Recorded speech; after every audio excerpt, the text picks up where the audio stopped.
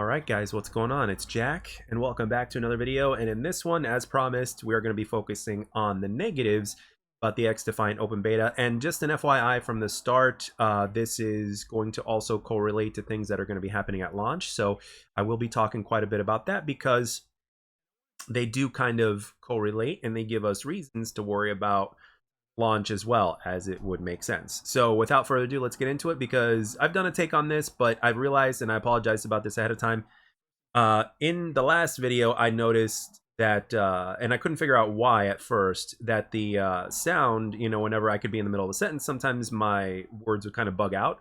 So and I just had to make a little bit of an adjustment on the mic, so hopefully this has resolved the issue as of now and there shouldn't be any cutouts or anything like that. So let's get right into it. So, and I'm going to start out with the first thing that I've got on my list here, and I'm going to say this until I'm blue in the face, okay? No team deathmatch at launch, or even no team deathmatch in this beta, or in this game at all, is a cause for concern.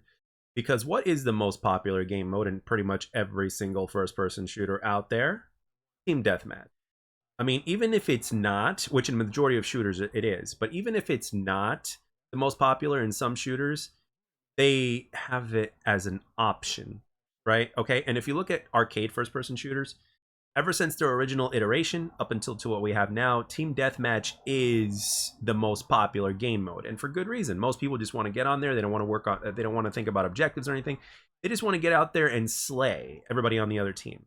It's simple as that. Team Deathmatch is a classic. Some people might say it's an outdated game mode, but you can't ignore the fact that it's still popular. And it's also simple, because at its core, an arcade first-person shooter like this one is a simple game, especially in its classic form, in which this game is. So it actually makes no sense to not have Team Deathmatch on there. I'm actually very surprised, because these devs over here have been nothing but transparent. They're extremely hardworking. They know their craft. They're former Call of Duty developers, okay? The executive producer, the main man, Mark Rubin, is, he headed Call of Duty Ghosts, and he also was a part of the team in various other Call of Duties as well. So when you think about all these things put together, it's like, it just makes no sense to not have Team Deathmatch in this game at all. And I think it's a mistake. It's an absolute necessity to have Team Deathmatch. And I remember from my personal experience, when I was just a casual gamer when it comes to a shooter of this type, before it gripped me so hard that that I ended up wanting to like dedicate myself to it and to become better, and then eventually make a YouTube channel out of it. Team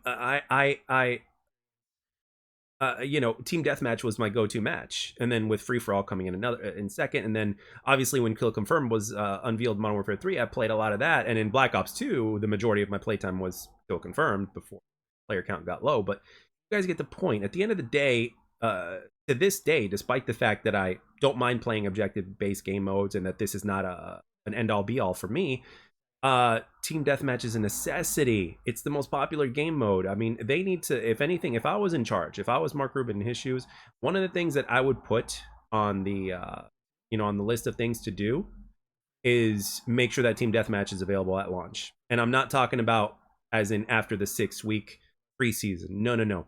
I'm talking about like launch, from when this game officially launches in its fullest form.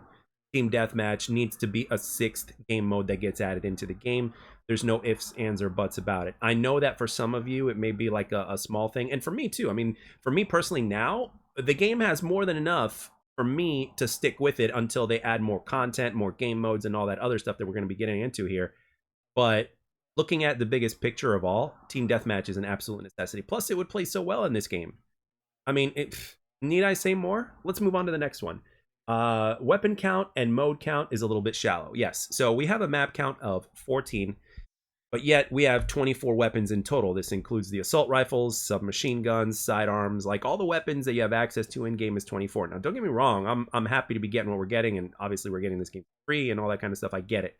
And by the time the end of the first year is finished, we're gonna have a total of 36 weapons, which is gonna be on par to what a regular, let's say, Call of Duty game has, right? Okay. And at the end of the day, I understand that it's not always about quantity, but in this case with the weapons, we're still a little bit short. We need a little bit more. Okay, so even if this game had 7 maps, if all the 7 maps were solid, okay, that's great. but it would still be on the shallow side. You know what I mean? So this is what it is about the weapons. You know, obviously weapons and stuff like that could use rebalancing and stuff like that, along with other things, but that's not exactly what we're going to get into because, I mean, that's just normal stuff that happens in games, and it's something that they're going to constantly tweak. It's not something that's going to make or break a game day, and I'm sure they're going to rebalance stuff anyway, like weapons and that. But no, the biggest thing is that you know, there's 14 maps, and the weapon count in total is a little bit shallow because you got to have a decent variety of things to play with. And if it's not enough, it's gonna keep things stale, so to speak, right? So the map count is perfect, but the amount of weapons you can use might make things a little bit stale. However, in terms of the creative class, it might make it a little bit better in terms of how, like, what attachments you use on your guns and stuff like that. But ultimately, you need obviously it's going to be a little bit of a grind to unlock all the attachments for the weapon, and that's fine. I don't mind that at all. But with that being said, using the same weapon is still using the same weapon. Now, don't get me wrong, if a weapon is good, I mean, look at me. I mean, I'm kind of being a hypocrite here because the battle rifle, for instance, in Halo Infinite is one of the main reasons why I play ranked. It's one of the main reasons I go back and play the game, as well as the recent DMR called the Bandit. You know what I mean? Like the Magnum in Halo 5 was the reason why I played Halo 5 as much as I did, right? The gameplay of that weapon. But with a game like this, that's actually a completely different beast than Halo, you actually need primary weapons that you need a good amount of them to play with. We're going to have like, what, 4 or 5 assault rifles at launch, and then 4 or 5 SMGs. You got like, what, 3 shotguns, 3 snipers, 2 or 3 marksman rifles, and then you've got 5 or 6 sidearms. That's it. That's what we're getting, right? So again, very happy to have all those things, and if all those weapons are good, that's great. However, with that being said, still a little short. But I know we're going to get more weapons come seasons and stuff like that, but I'm just telling it like it is. It's a little bit short on the content side in that, because you got to have players to, you got to give players toys to play with. So our options are not very many in the department. So let's go on to the next one on my list here, factions. Ooh, where to begin? Factions, I understand why they're there, and looking at their entirety in terms of their in terms of what each faction can do. If you think about it, it's like it's almost like one kind of counters the other, or one has certain abilities that the other one can't do. So every single any type of faction and ability that you choose, and the ultimate that you have for that faction, and the passive trait and everything like that, all of those things have a big impact on the game in different ways. So in that aspect, it's kind of like almost controlled chaos in a sense, or balanced chaos, but it's still chaos nonetheless, because some of those factions actually affect gunplay, and not only affect gunplay, but also have they kind of just give a little bit too much power to the player. Like, okay, let me give you a good example. One of the factions, you can see through walls, right? One of the factions abilities, you can see through walls, right? The ultimate is like obviously the ultimate to where you can see through walls even more, and then there's another one to where you can, you know, if you're close enough, you can press the left shoulder button, and then it allows you to see walls yet again, but from a shorter distance or whatnot, right? Does it allow you to see walls if you're close enough to the other guys? It's pretty much at a shorter distance and for a much shorter duration, or it allows them to come up on the minimap. But whether it's to see through walls in terms of the passive trait, or whether it's you popping up on a minimap, now I know you can use another faction in order to counter that, right? The echelon, right? In order for you to be invisible no matter what on the minimap, that right? I get it. However, with that being said, I am not a big fan of instant skill. Obviously, the gunplay is the main event here in terms of gun-on-gun action. However, some of these things interfere with that. Like, for instance, you've got the Libertad, to where it affects health. Now, I don't mind faster health regeneration. That's cool and all. You know, it's not like you're going beyond 100 health or something like that, or, you know. But I do mind the fact that, like, for the ultimate, you've got this area. You've got this area to where if you stand in it, you regenerate health, and so does your team. However, it takes like 3 times or 4 times the amount of bullets in order to put the person down that's in that circle. So they have, you know, they can't move out of the circle, but at the same time, they have a significant advantage when it comes to gunfights, as well as the fact that you also have these other abilities to where, you know, one of the passive traits, I believe it's the passive trait, is the fact that you've got basically stopping power on your weapon. So your weapon becomes more powerful when you activate that ability, right? Now, when you think about it, it's like, well, if one person takes more health to take down, then just change your faction or something like that. If you see that another team is using, this faction, just change your faction up. I get that. I'm like, okay. But with that being said, my biggest problem with the factions, beyond what I just kind of mentioned here, the biggest problem is that you don't really earn anything, right? You really don't earn these abilities and stuff like that. They just come, right? Granted, you can get them faster and more often the better you perform, which is great. However, with that being said, nobody really truly earns these, whether you're a good player or not. Think about it. You don't really earn them. So that is where I kind of have a little bit of a problem. I think, if anything, maybe you can maybe they need to make it harder to where you earn your ultimates, where it becomes much harder, or the point requirement to earn them, or the countdown timer or whatnot is changed. Maybe we should change from a countdown timer to a point system, right? The people that are able to accumulate more points earn it more, and as opposed to it just being a countdown time. I think there should be a certain point requirement for every type of ability. So if you've got like your passive trait or something like that, again, a certain amount of points for that. You got your active trait, a certain amount of points for that, and then the ultimate having more points to be earned. I think we understand where we're coming from. I think this will also encourage objective based gameplay more as well. It's going to give players, it's going to incentivize players to play the objective even more. So obviously, I'm not necessarily saying that dying should take anything away from that. Although the competitive side to me says yes, it should. I'm not necessarily saying that dying should necessarily impact that, but what I am saying is that it should. Obviously, dying would slow you down, right? But because a lot of things are basically on a countdown clock, um, it slows you. I mean, it's dying would, dying has no impact, right? So other than the fact that maybe your ultimate you can only use once as opposed to multiple times because you're not able to accumulate a certain amount of points or whatever. Fine, but you guys get what I'm going with here. At the end of the day, these things need to be earnable, and the fact that they're not exactly 100% earnable is kind of a problem.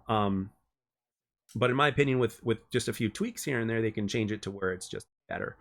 You know, um, they could make it to where you have a certain kind of requirement in order to get your passive trait, and then obviously to get your active trait, a certain different requirement, and then again a different requirement to get the ult. Yeah. So there's all sorts of different ways that they can play with that about it, but I just wanted to kind of address my concerns. I do understand how you've got. I do understand how they have how they can all kind of counter each other. So if you see a whole bunch of teams using Libertad, you can use the one that activates stopping power, right? And you can use that, which would take down their health even faster in a gunfight. I get it, but in terms of a base gun to gun fight game mode, it's just very random in terms of when it comes to regular gun on gun fights. Because if you're just shooting people and then all of a sudden they have an advantage over you because they've got stopping power from nowhere and you don't, then you've got a problem. So it makes your rounds more powerful. So it is what it is. But anyway, or maybe they can just tweak the ability a little bit so it won't be as powerful. But just you guys understand my concern. But anyway, let's go on. Next, we're talking about a rough launch, a possible rough launch. We had for a significant amount of people, they didn't have the kind of consistency that I had with the beta. So we need to make sure that the consistency is there at launch as best as possible, as well as everybody getting access to the game and stuff like that. There's no doubt about it that people are going to flood the servers and there's going to be issues or whatnot, but that needs to be resolved as soon as possible. Now, granted, in the beta, for a lot of people, there were also improvements after that one day, because once we got to day 3, things smoothed out a little bit, but at the same time, there were still people that had problems. Regardless of platform, you had people whose games crashed, they couldn't get in, regardless of platform, whether you're on a PC, PS5, or Xbox Series X or S, there were problems for certain people, for certain systems and platforms for certain people.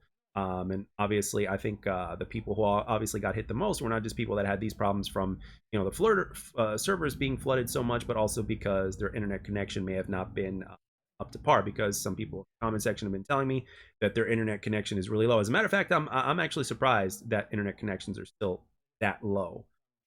But I guess every region is different, every state is different, regarding in terms of where you are. So I totally get it. I completely understand. So, but at the end of the day, we need there's a small window of opportunity here to appease as many people as possible, and people in the gaming world just simply do not have that kind of patience. So they have one chance to make a first impression, and launch needs to be it. Right, moving on to the next one. Modes are limited to certain maps. Now, as I stated, there's 14 maps at launch. There's going to be more post-launch. However, with that being said, you guys need to, these guys need to understand that when it comes to now in ranked play, I understand that is perfect in terms of ranked play, right? Certain maps made for certain modes, totally get it, makes absolute sense. However, when it comes to pubs, that needs to be scratched. That does not need to exist. Every single map should be available for every single game mode in pubs, because again, even though it's a multiplayer shooter and the objective is to win and all that, it's not a competitive in order to rank up, in order to get to the next skill set or whatnot, to the next rank in terms of leveling up in terms of your skill system in order to reach the highest level in skill and compete against the best of the best.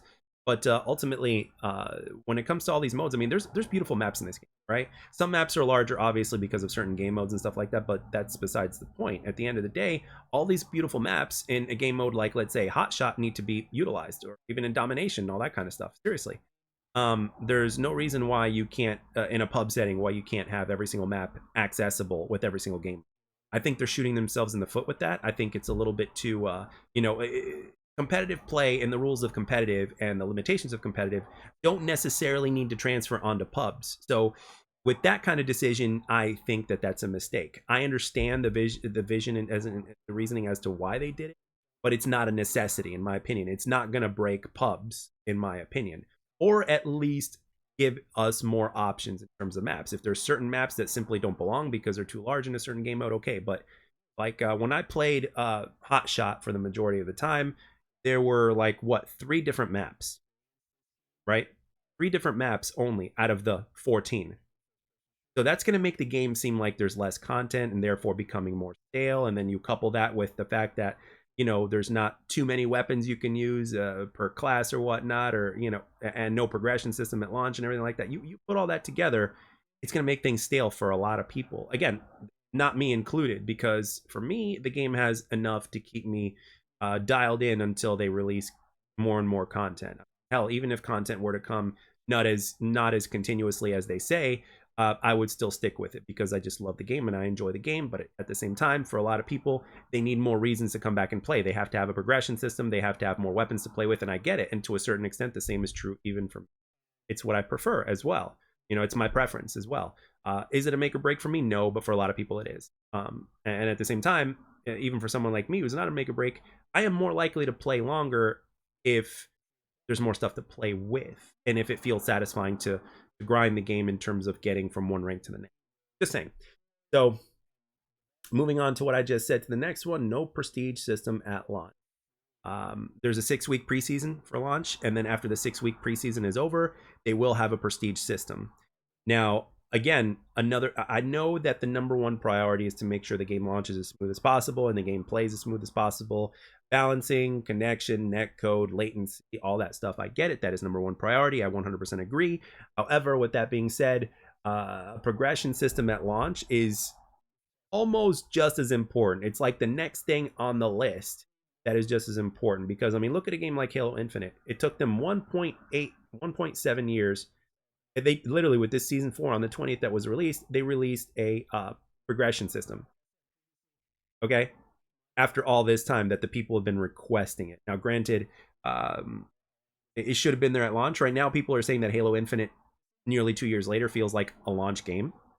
In terms of the content and everything else, it feels like a complete game. So, and one of the things that actually keeps people playing, and I even know hardcore players that won't play a certain game no matter how much content is in it unless there's a progression system. Like, I remember back in the day, one of my best friends basically, once they maxed prestiged in Black Ops 1, they basically didn't come back to play it as much, or not at all. It was like, oh, what's the reason for playing it? I already reached max prestige. Or for instance, I said, hey, there's double XP. He's like, well, I got no reason to play because I've reached max prestige already. So it's like, whoa, you know what I mean? So the fact that there's no prestige system at launch is, again, kind of a red flag that we can't ignore, right? It's not, as serious as some other things, but at the same time, it is. A progression system, I think, to a certain degree, is underrated when a lot of developers think about it or look at it, which is kind of surprising to me because, when you look at Call of Duty 4 and beyond, one of the things that kept people coming back was the progression system. Some people prestiged, some people didn't, but I would like to think that most people did. So they're focusing on a prestige system. We're going to get into that in another video because there has been a little bit of an update about that. But yeah, I think that's a problem.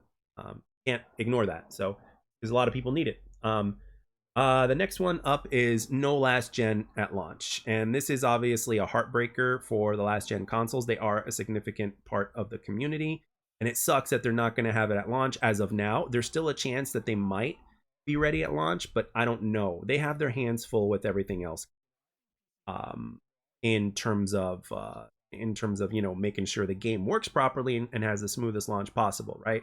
And maybe faction balances and weapon balances additionally as well.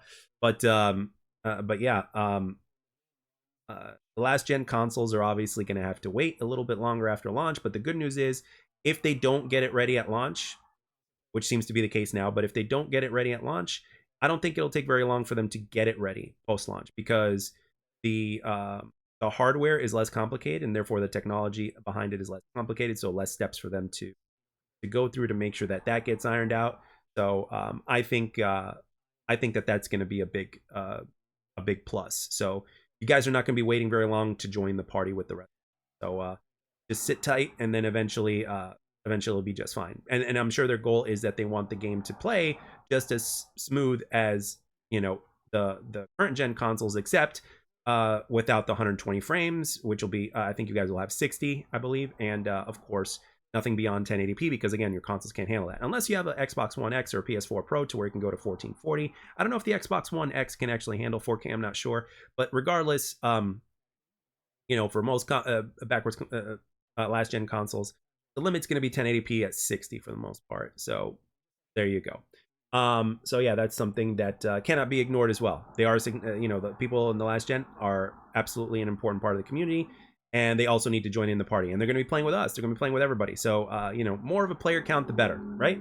So next one up, no custom